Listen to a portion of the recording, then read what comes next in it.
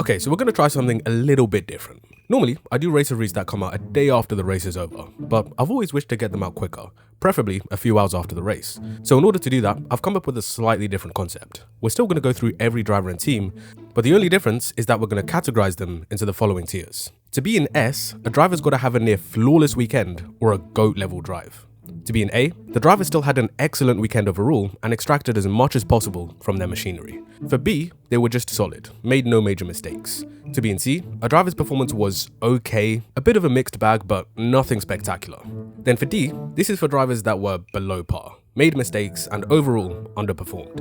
And then finally for F, you gotta make some pretty major errors and cost yourself and the team big time. We're going to factor in the driver's performance across the weekend, right from the first session to the Grand Prix itself. Now obviously, more competitive sessions will hold more weight. For example, a crash in practice won't be as severe as a crash in qualifying or the race. We'll also consider things like strategy execution, teammate comparisons, race performance, and a lot more. But for now, we're going to keep things pretty loose. If you have any suggestions as to how I can make these better, then feel free to let me know down in the comments. But I think the flexibility is nice because it allows for a wide range of opinions. So I'll try to be as fair as possible and factor in as much context as I can. But obviously, there's going to be different viewpoints from different people. Alright, enough explaining, let's just get into it. After dominating the Austrian Grand Prix, Lando Norris was looking to build on that momentum at his home race. Coming into the weekend, there was an element of confidence that he carried himself with. And it really felt like after that suspension update in Canada, Lando's been able to drive the car the way he likes. On Friday, he topped FP2, and McLaren showed some great race pace. But it was still very close between them, Ferrari, and Red Bull. Qualifying P3 was okay, but could have been more if he didn't make a mistake at the Vale chicane, similar to Hamilton, Leclerc, and his teammate Piastri. It's crazy how all those guys inherited the bottling gene at a part of the track just after the Lando stand, but I'll leave the conspiracies alone for now. During the race, he initially wasn't that quick relative to Verstappen and Piastri, but then there was the whole fiasco with Oscar, quote, driving erratically behind the safety car, which got him a 10-second time penalty. And from there, all Lando needed to do is stay within that time to win the race. Overall, he did nothing wrong, stayed out of trouble, and was in the right place at the right time. And this result should build momentum for the remainder of the season. Winning at your home race is an incredibly special feeling, and it should serve as a boost for Lando's title hopes against his teammate. I don't think it was a perfect performance by Norris, but he did what he needed to do. So I'm going to stick him in A. Oscar was coming into Silverstone looking to return to winning ways for the first time since Spain. The weekend started off pretty decent, no major hiccups in any of the practice sessions, built up confidence as he went along, and come qualifying, he was one of the quickest guys out there, arguably the favourite for pole. But under pressure, he couldn't get it right in the final corner, losing the rear end on his last run in Q3. At the start, he was on a mission, hounding Max and getting past him very quickly. He built up a very big gap before the safety car, at which point his lead got completely wiped out.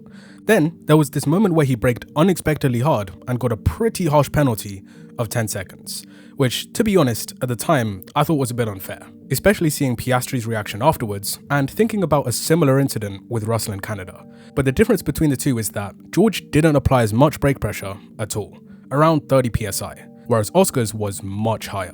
It was also unnecessary to take that much risk. Being in clean air, he could have pulled away, but just didn't have the pace. And it was during that phase when the track was drying out, Norris was actually catching. So as gutting as it was to see the race be decided like that, to me, Oscar didn't need to take so much risk, and really only has himself to blame. Still, I'm going to give him an A as well. Qualifying could have been better. He didn't need to take that much risk with Max because he had the pace to pull away, but hopefully he can use that as fuel for the upcoming races. Now recently, Hamilton hasn't been the most comfortable in the Ferrari. He's been struggling with a number of technical problems over the past couple of races. However, on home soil, he looked the quickest he's ever been all year. From the moment the weekend started, he was flying. Topping FP1, staying within the top 3 in FP2, it was almost too good to be true. But I never get my hopes too high when it comes to Ferrari, because literally anything can happen at any moment. Like how they almost fumbled the bag in Q1 when they didn't send out Lewis with enough fuel. They were actually so lucky that they got away with that. I was genuinely going to break my TV, pull up to the garage and just... Then for his final run, Hamilton was on a mega lap. Fastest in Sector 1, still a 10th up in Sector 2. All he had to do was tidily finish up the lap. And I don't know if it's the vegan in him, but he was just so attracted to that patch of grass. And that was the difference between pole and P5. In the race, Lewis was an actual beast. In hindsight, Ferrari should have pit him one lap earlier during that phase of the race where it started to rain heavily. That's why he lost a lot of positions to the likes of Gasly, Hulkenberg and Stroll. And that was one point where the podium was lost. Another factor was him going off a number of times on slicks, maybe in an attempt to quickly catch Nico, but on the whole, he was so entertaining to watch. That double overtake on Russell and Ocon was just so good. The overtake on Gasly was also ridiculous. It's just really gutting that he didn't manage to get that podium in the end, but I can feel it coming at some point. Slowly by slowly, he's getting to grips with the car, and hopefully, he can build on that momentum for the rest of the season. So on the whole, I'm going to give Hamilton an A. More was on the table, and opportunities were missed, but as for his performance throughout the weekend, he was phenomenal. As for Charles, he's been in amazing form as of late. He was coming off the back of 3 podiums in the last 4 races, and looking to secure that first win of the season. He topped the timesheets in the final practice session and was looking good for a potential pole. But he too fumbled the bag in the last corner. And this radio crash out was just so valid. What's that? So fucking shit I am. This is exactly what Ferrari does to a man.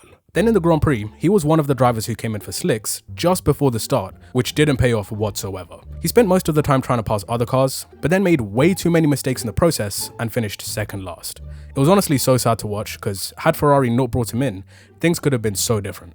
But equally, he was very error prone and couldn't handle the conditions like Lewis could. Finishing P14 when 5 drivers retired, yeah, that was a rough day in the office for him. So, I'm regrettably going to have to put him in D because I know he can do so much better. Next race in Spa though, my boy's going to be great, you just watch. Now Max Verstappen was top of the headlines on Thursday.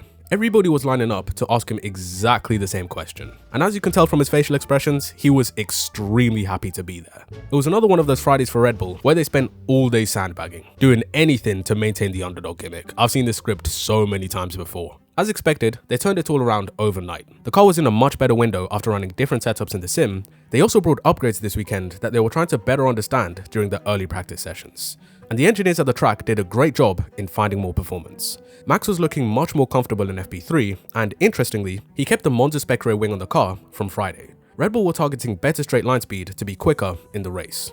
And obviously, during qualifying, they'd be slower through the corners. But like we saw in Japan, Max can handle that instability through the high-speed corners better than anyone. And we saw that in full swing during that final lap.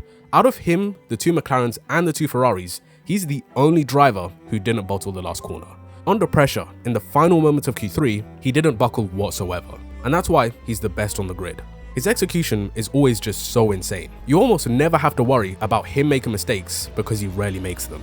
But in the race, that low downforce rear wing didn't do him any favours whatsoever, which was probably one of the factors for a slide on the exit of Stowe, and Piastri's hard braking also might have played a role since it could have flustered Max. But ultimately, the lead car is the one who's in control, so the mistake is still on him. He did eventually make a good recovery to P5, and combined with that beautiful lap in qualifying, I'm going to go with a solid A for Verstappen. As for Russell, he was a monster in qualifying too. Mercedes were off the pace pretty much all weekend, which is weird because they usually perform really well when the temperatures are low. But they just seem to be on the back foot compared to the 3 teams ahead of them. George arguably had a lap just as good as Verstappen's, since the Mercedes shouldn't have come close to being on the second row. But his lap was faultless. Mind you, he did this with only 1 run on a new set of tyres. However, Mercedes were just too error-prone with strategy during the race. Russell did manage to make those slicks work for a bit and eventually got up to the back of Hamilton, but then got caught up behind Gasly and eventually became sick of it. So he took a gamble to go to slicks quite early, but it didn't pay off, and he ended up all over the place. Still came home with a point though, so I think he deserves to at least be in B. And I don't blame him for trying something different. Sometimes it works, and sometimes it doesn't. After a nightmare in Austria, Yuki was okay this weekend. Qualified in P12, he could have been in Q3 but had some power issues towards the end of his lap. And he honestly looked so downbeat in the media pen afterwards. Just so frustrated that something like that would knock him out of qualifying. And it was another messy race again. Just completely unable to handle the car and finished last. In a different car, we'd actually get to see his true form because this is not the Yuki of early 2025 and end of 2024. It's just so annoying because I know he can do so much better, but being in that second seat is just the worst. I really want to be sympathetic and put him in C, but based on the criteria, I'm going to have to go with D sadly. I'm honestly just hoping another team takes him up because this is just sad to watch. In the last race, the Kamikaze made his debut performance. And because of this, he was handed a 3-place grid penalty for the race. He qualified P7, kind of lacked confidence during his runs, but starting the race P10, he definitely had an opportunity to cook. Unfortunately though, he didn't even get the chance. Mercedes made mistakes with strategy by pitting for slicks at the start, and then when the rain started chucking it down, he got hit from the back by Hadjar and had a heavily damaged diffuser. forcing him to retire. It's hard to rate his weekend since he didn't finish the race, but based off quali and the few laps he was out there, I'd say he was just okay. Mixed bag, but nothing special. But it well could have been different if he wasn't crashed into and Mercedes made the right calls. Aston Martin had an upgrade this weekend and Fernando made the most of it, putting the car in P9. Meanwhile, Stroll initially qualified 18th, but was promoted to 17th after Behrman's penalty. And in the race, they got the strategy absolutely perfect with Lance, pitting under the VSC for softs, then putting the inters on at exactly the right time, and Fernando, well, he got screwed over during that phase of the race. And again during the next round of pit stops when they put him on slicks so early on. Aston Martin were basically using him as a guinea pig the whole time for Lance. In the end, they didn't finish too far from each other, with Alonso 9th and Stroll 7th. Overall, I'm going to put them both in B, but it definitely could have been more had they prioritized Fernando's strategy. The Alpine looked like a nightmare to drive all weekend, but come qualifying, my man Pierre was locked in, somehow getting that car into Q3, squeezing every last drop of pace from it. Saturday wasn't great for Colapinto, spinning at the last corner and being unable to finish Q1. And with his seat apparently under threat from Valtteri Bottas, this was the last thing he needed. In the race, he had like the most anonymous DNS. He just entered the pit lane after the formation lap and then never returned after that. As for his teammate Gasly, he was unreal. Starting P10, making his way up to P5 after all the chaos with the rain, eventually he got passed by Lewis, but held off Russell extremely well for P6. He didn't manage to keep Verstappen behind, but got Stroll right at the end for a brilliant 6th place finish. And given how poor Alpine were at the beginning of the weekend, that was a sensational performance. And on the whole, he maximised everything from the car, bringing home another solid haul of points. For me, he belongs in S tier this weekend. As for Franco, I think we've got to go with the bottom one. The pressure is mounting, and I wouldn't be surprised if Briatore just pulls the plug and puts someone else in for Spa. Gabby was another one of those drivers who decided to start the race on slicks, but early on he lost it and was forced to retire. As for Hulkenberg, by the end of the first lap, he went from P19 to P10. Then the team made the perfect call to bring Nico in for a fresh set of inters at exactly the right time to gain track position and move up to P4. From there, he managed his race so well, overtaking Stroll at exactly the right moment, then holding off Lewis Hamilton at his home track to take his first podium of his career. And you know what they say, good things come to those who wait. He's competed in 239 races in Formula 1 and waited 5,593 days for this moment. Having left the sport back in 2019, put in fantastic substitute drives in the Racing Point back in 2020, returning to the sport with Haas for 2023, and consistently showing off his brilliance time and time again. This was a thoroughly deserved result, and it would have been criminal if a driver as skilled and talented as him finished his career without standing on the podium in Formula 1. But I have to say this, all that work just for the trophy to be made out of Lego is diabolical. And shout out to the strategists too, who were right with every call. And crucially for Nico, keeping the car on track and under control while being hunted down by Lewis. Well done to Nico and the team. I don't think there'll be any objection here to putting him in the S category. And as for his teammate, it wasn't the cleanest of weekends, so I'm gonna have to put him in D. But hopefully he comes back from this much stronger. For Haas, Behrman was actually unreal. Something about this track just made him come alive. He qualified P8 while his teammate Ocon was 15th. But in FP3, he entered the pit lane way too fast under red flag conditions and crashed on entry. And the stewards decided to bring the hammer down and give him not just a 10-place grid penalty, but 4 penalty points on his license. Meaning, he's now at 8, just 1 behind Max Verstappen. Then on Sunday, they had a bit of a weird day. Always getting caught up in collisions with other drivers, even each other, and that synchronized spinning cost them a potential P9 and P10. Ollie did perform very well to be fair, going from 18th to 10th. It was just a shame about that collision. Esteban's race got screwed as a result, so both finished in P11 and P13 respectively. Shout out to Behrman though for being the only rookie to finish in such a crazy race. In terms of raw pace, I probably would have put him in A, but since he made so many costly errors this weekend, I'm gonna have to bump him down to C. And for Esteban, I'm gonna say the same. Williams should have been higher up on Saturday, Carlos ended up P11, out-qualifying his teammate, and Albon was quite vocal about the poor execution from the team, using up too many new sets of tyres too early in Q1 and Q2. He himself also wasn't great on the final run to try and get into Q3, but they didn't make life easy for themselves. They made up for it in the race though, with Alex finishing P8 and Carlos P12. Sainz was on for points, but while battling with Charles on the slicks, they came together and he got damage. Overall, he drove a decent race and had a good qualifying, so I'm going to put him in B. And for Albon, bringing home another 4 points, I'm going to go with A tier. Now last race in Austria, Liam had an amazing weekend, finishing P6, but this time, quali didn't go his way. getting eliminated in Q1 while his teammate came within fractions of making it to Q3. Both drivers ended up retiring from the race, with Hadjar running into the back of Antonelli and Lawson being involved in a racing incident at the start. I don't really blame Isaac much for his collision since he could barely see anything, and for Liam, maybe he could have been a bit more spatially aware, but incidents at the start often happen. On the whole, I'm gonna go with Isaac in C and Lawson in D.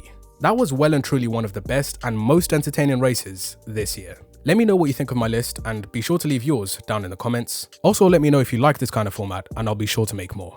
Hope you all enjoyed. Please like, share, and subscribe to the channel if you're new to get my latest videos in the future.